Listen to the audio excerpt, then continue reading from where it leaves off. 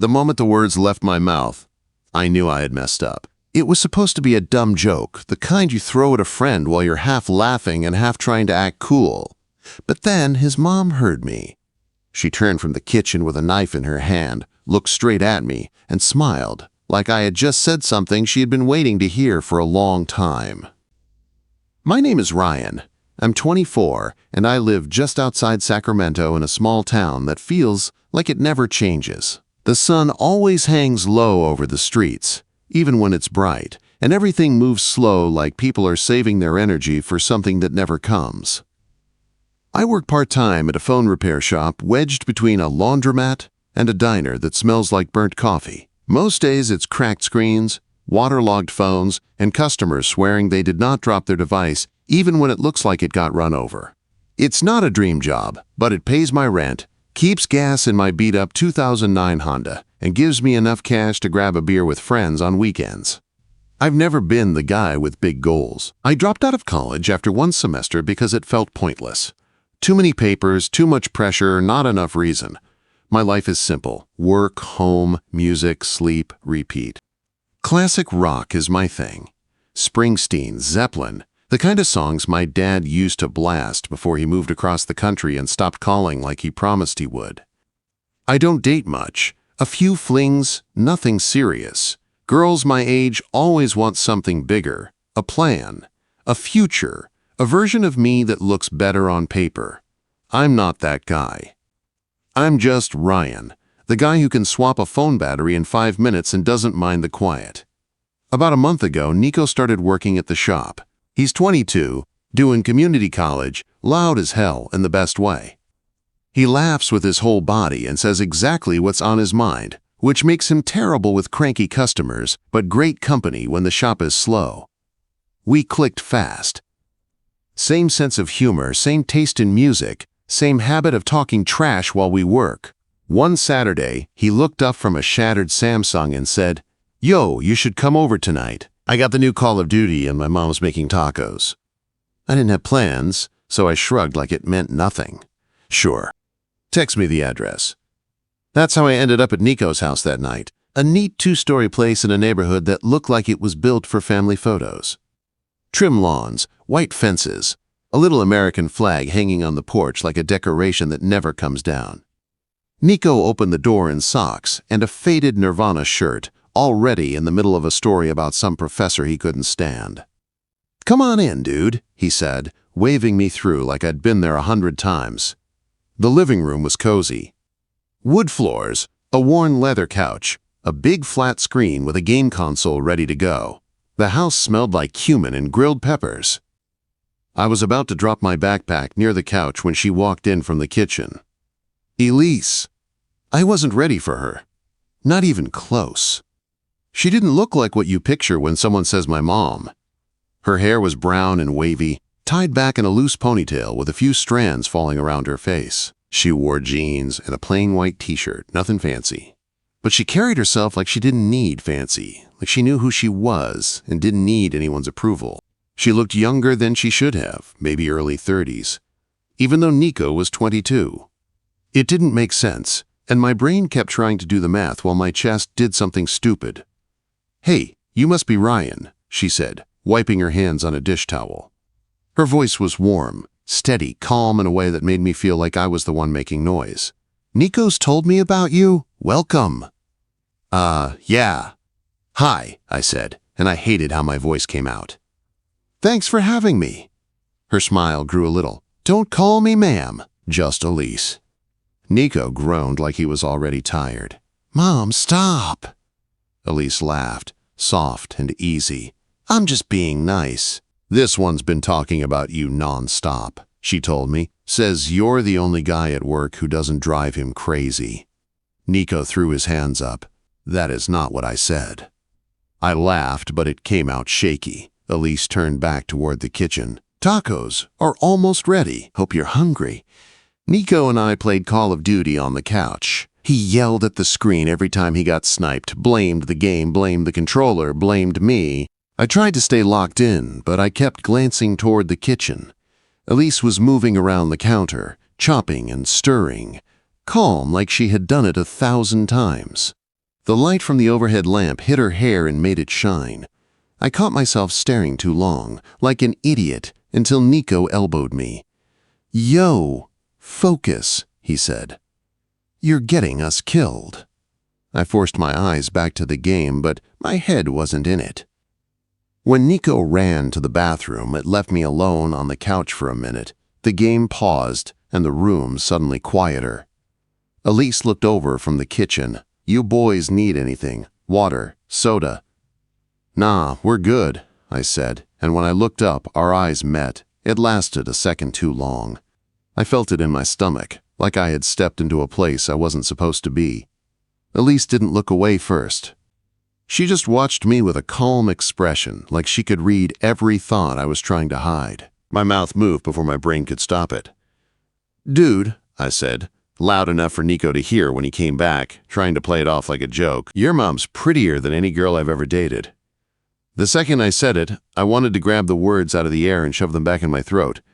Nico made a gag sound from the hallway. "Gross, man. Shut up." But Elise heard me. I knew she did. She turned slowly.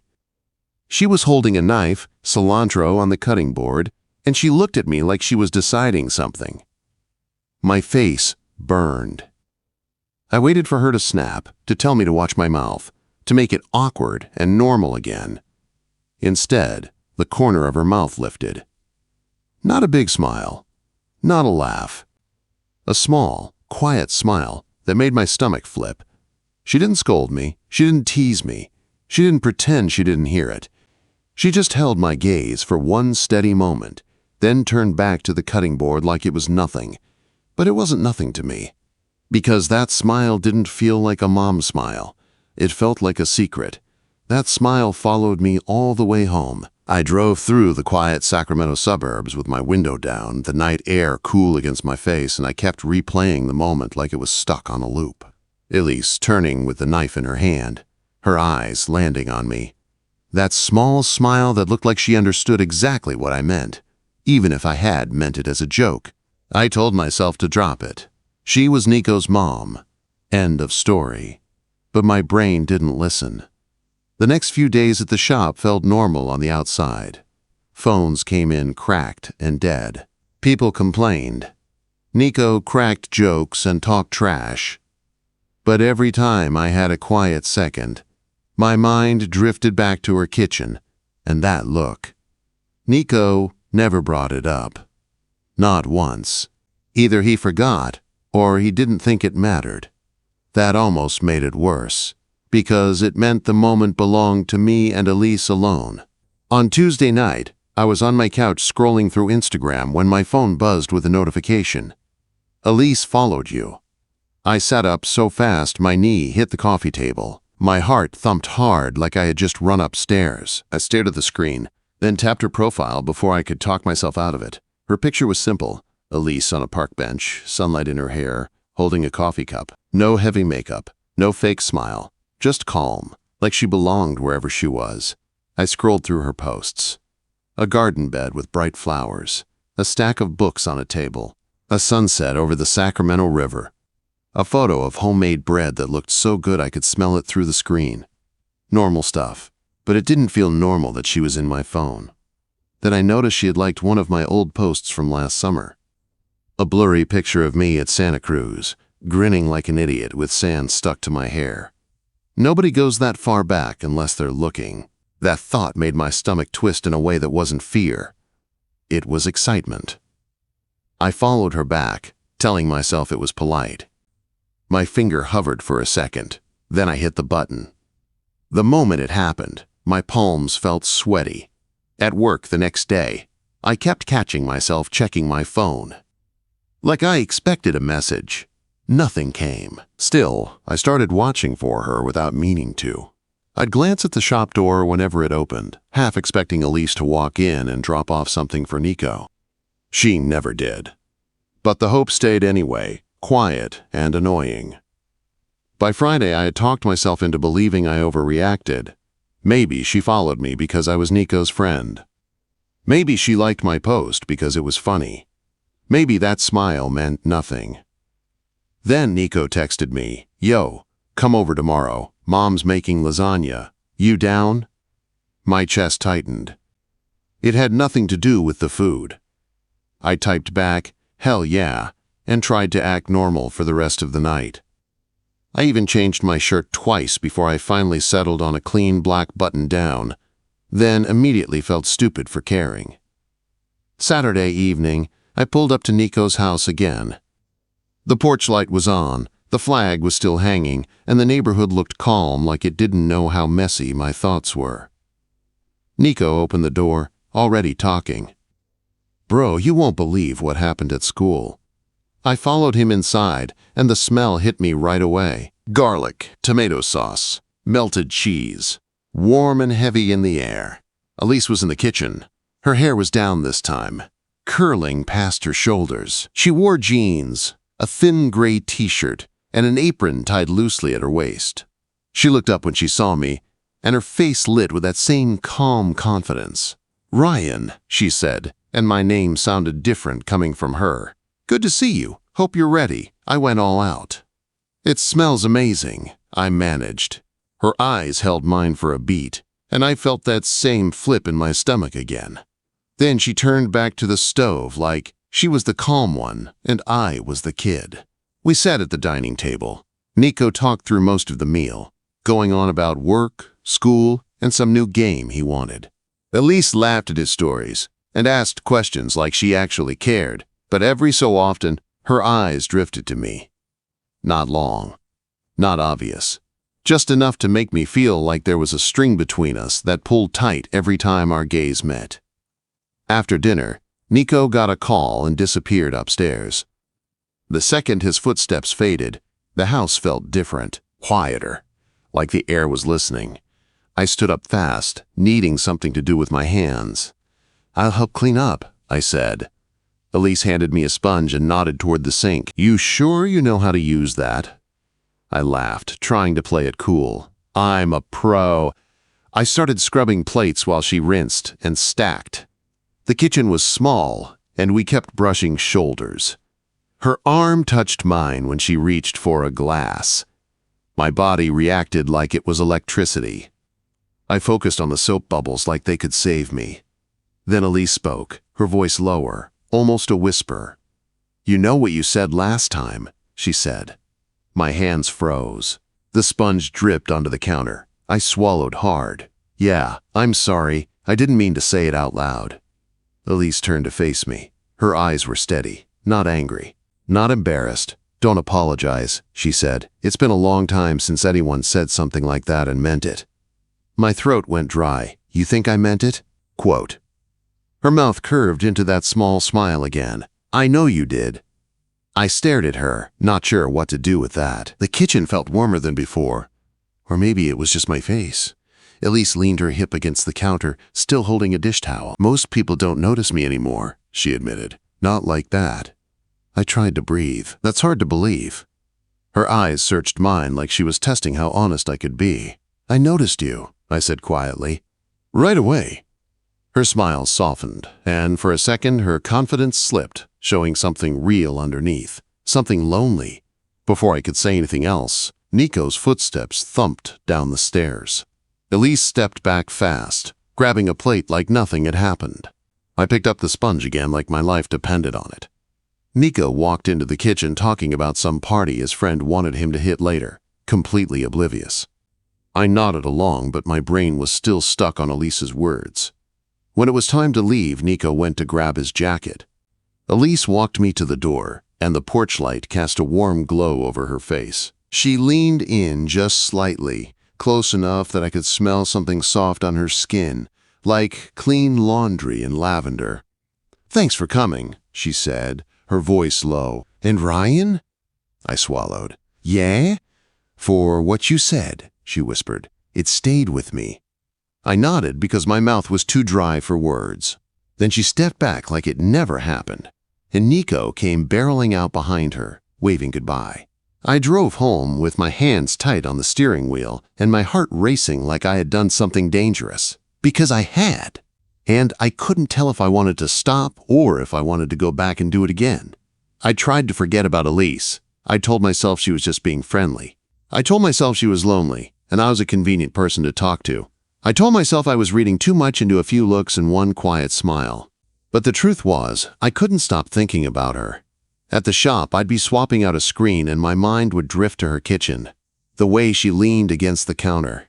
The way she said my name like it mattered. Nico would be talking about school, and I'd nod while my brain replayed Elise's whisper at the door. It stayed with me. A week passed with nothing. No message, no new likes, no reason to believe anything was going to happen again.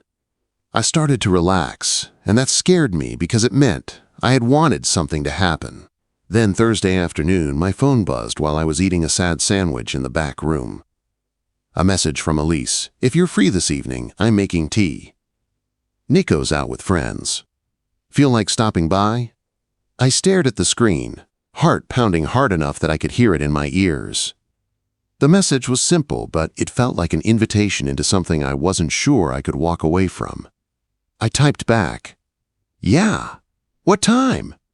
Her reply came almost instantly. 6:30. Doors open. My hands felt sweaty as I put my phone down. I should have said no. I should have made an excuse. I should have protected my friendship with Nico and my own peace. But I didn't. At 6:25, I was pulling into her driveway. The neighborhood looked the same as always. Neat lawns, porch lights, quiet streets. But my chest felt tight like I was walking into a storm. The front door was unlocked. I stepped inside and called out softly, "Elise?" "In here." Her voice came from the living room. I found her on the couch, barefoot, wearing a long beige sweater and leggings. No makeup. Hair loose and slightly messy, like she'd run her fingers through it without thinking. The room was warm, lit by a single lamp in the corner. Soft acoustic music played low in the background. 2 mugs sat on the coffee table. One was steaming. She smiled when she saw me, and it wasn't her polite hosting smile. It was soft, almost relieved. "Thanks for coming," she said, gesturing to the couch. "Chamomile." "It's perfect," I said, sitting down, trying not to notice how close she was even with space between us. At first we talked like normal people. Work, Nico, the shop. She laughed when I told her about a customer who tried to trade a broken phone for half a pizza. The sound of her laugh filled the room, warm and real. Then the conversation slowed. Elise wrapped both hands around her mug like she needed the heat. "So," she said, voice gentle, "you ever miss college?" I shrugged. Not really. I wasn't good at it. Felt like I was wasting time. Elise studied me. "You're smarter than you think." That hit harder than it should have. "You don't know me that well." "I know enough," she said, and her eyes held mine in a way that made my throat tighten. A quiet settled between us, not awkward, just heavy. Like both of us were aware of what we weren't saying out loud. Elise broke it first. "I grew up in a small town in Oregon," she said. "I thought I'd leave and never look back." "You did leave," I pointed out. "Not really," she said with a small laugh that didn't have much joy in it. "I married young, thought it was forever. Then he left when Nico was 5. Said he wasn't built for family life." My chest tightened. That's messed up. Elise shrugged like she'd repeated the story so many times it had turned into a fact, but her eyes looked tired behind the calm. "I got used to doing everything myself," she said. "I got used to being the responsible one, the mom, the one who keeps things together." I nodded slowly. "You did a good job. Nico's a good guy." Her mouth softened at Nico's name. "He is." She took a sip of tea, then looked at me again. "And you," she said quietly, "you look at me like I'm not just someone's mom." My breath caught. I set my mug down because my hands were shaking a little. "Because you're not," I said. Elise's eyes searched mine. "You meant it," she whispered. "That thing you said." My face heated, but I didn't look away. "Yeah," I admitted. "I meant it." Her smile returned, smaller and softer. "Most guys your age don't even notice women like me." "Then they're blind," I said, and the words came out before I could filter them. Elise let out a quiet laugh, but there was emotion under it. She leaned closer, resting her elbow on the couch, her body angled toward me now. "Careful, Ryan," she said. "Keep talking like that, and I might start believing you."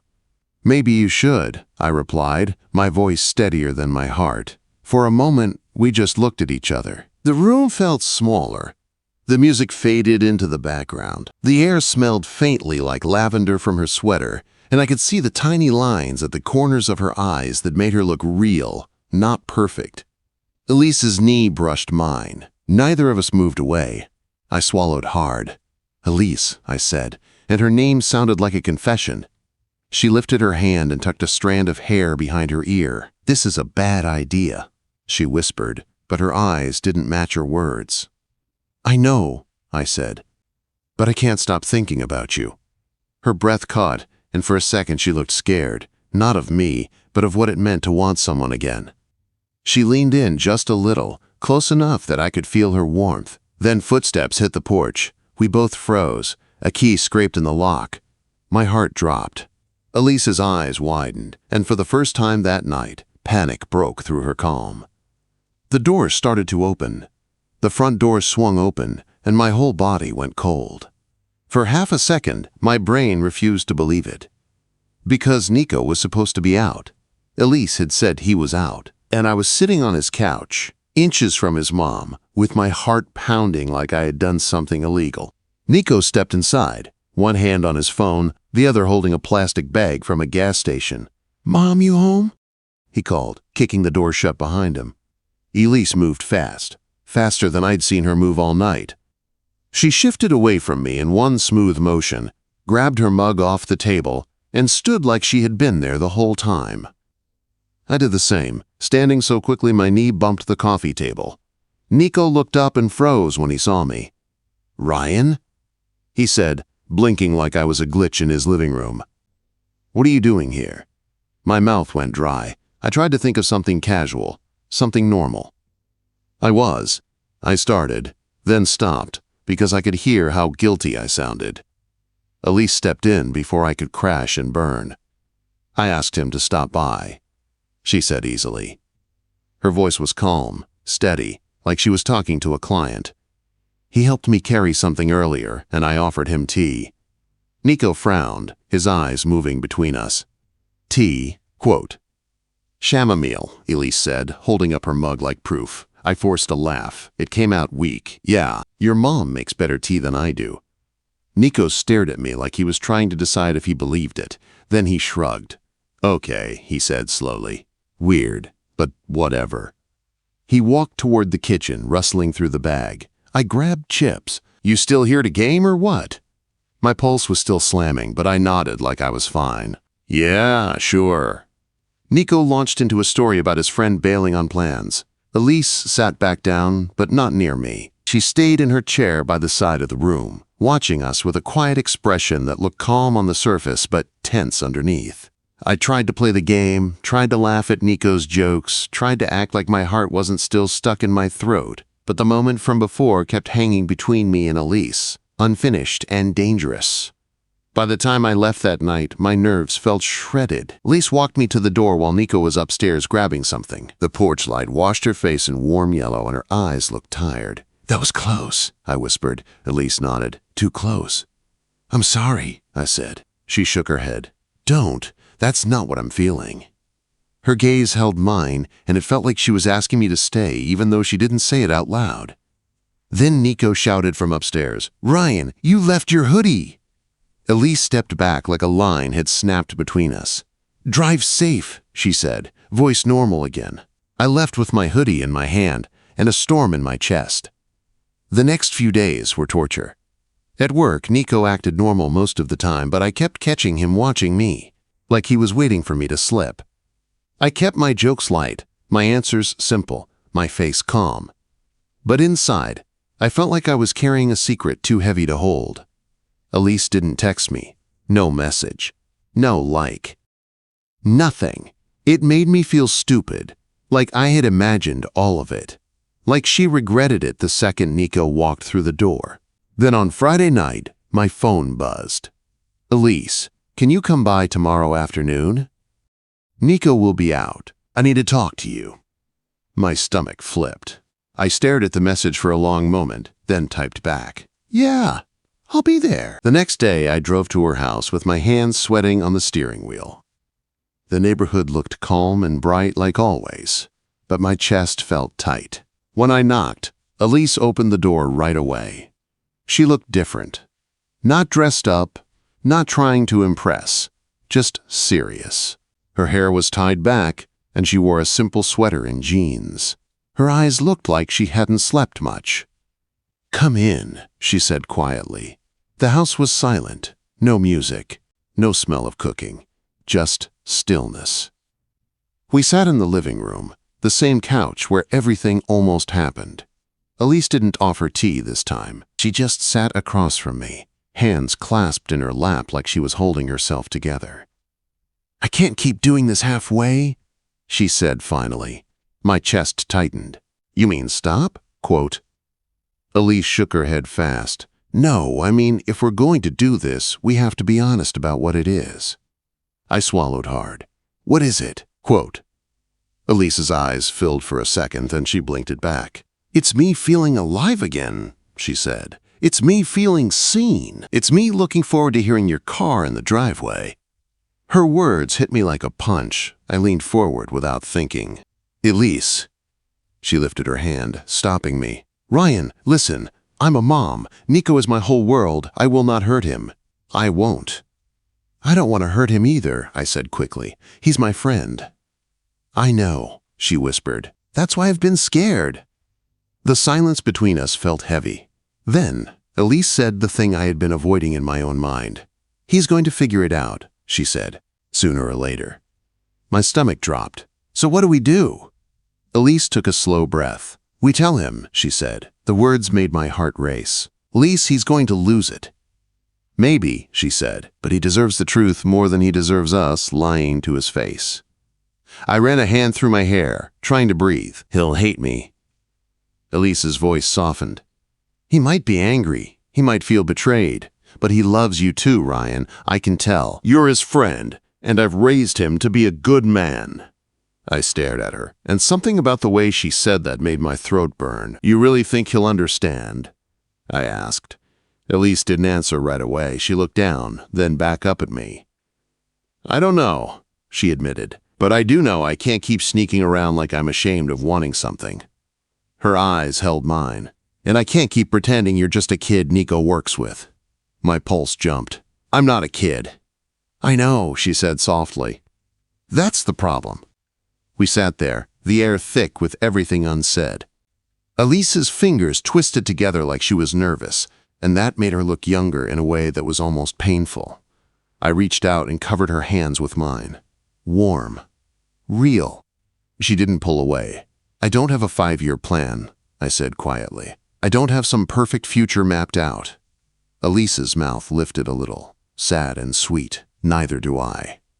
"But I know this," I continued, voice steady. "I don't want to lose you." Her breath caught. "Ryan." I leaned closer, slow, giving her a chance to stop me. She didn't. Elise moved first this time, closing the space between us like she had finally made a decision. Our kiss was soft at first, careful and shaky. Then it deepened, and the world shrank down to that one moment. Her hand slid up to my cheek. My arms wrapped around her, and I felt her exhale like she had been holding her breath for years. When we pulled back, her forehead rested against mine.